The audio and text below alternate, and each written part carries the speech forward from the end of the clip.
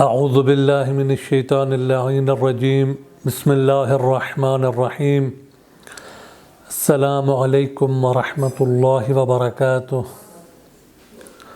قال امیر المؤمنین علیہ السلام القلب مصحف البصر۔ مولا کائنات ارشاد فرماتے ہیں کہ دل آنکھوں کا صحیفہ ہے۔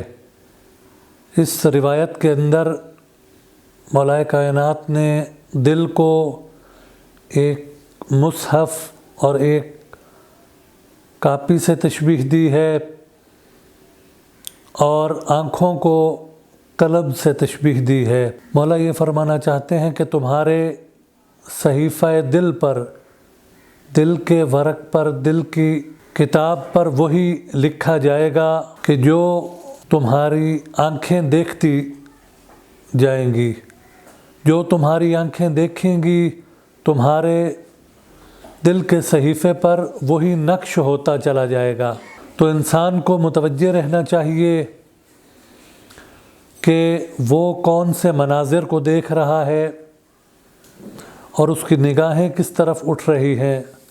قرآن مجید کے اندر بھی سورہ نور کے اندر پروردگار عالم ارشاد فرماتا ہے قُل لِّلْمُؤْمِنِينَ يَغُضُّوا من ابصارہم، کہ اے اللہ کے رسول مؤمنین سے کہہ دیں کہ اپنی نگاہوں کو جھکا کے رکھیں، اپنی نگاہیں نیچی رکھیں، کیونکہ ان نگاہوں کا بہت بڑا اثر ہے انسان کے دل پر اور انسان کے کردار پر۔ اور اسی مطلب کی طرف اشارہ کرتے ہوئے شاعر مشرق علامہ محمد اقبال رحمۃ اللہ علیہ فرماتے ہیں نگاہ پاک ہے تیری تو پاک ہے دل بھی، کہ دل کو حق نے کیا ہے نگاہ کا پیرو۔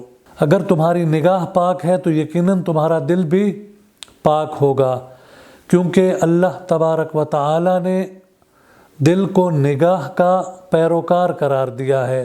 دل کے صحیفے پر وہی چیز نقش ہوتی ہے جو نگاہوں سے انسان دیکھتا ہے۔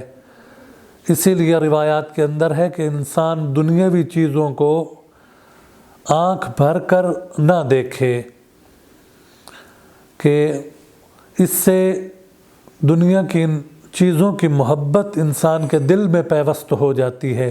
تو پروردگار عالم سے دعا ہے کہ پروردگار عالم ہمیں اپنی نگاہوں کو پاک کرنے کی توفیق عطا فرمائے، تاکہ اس کے مقابلے میں اور اس کے بدلے میں ہمارے دل پاک ہوں اور ہم ایک پاکیزہ کردار کے مالک بن سکیں۔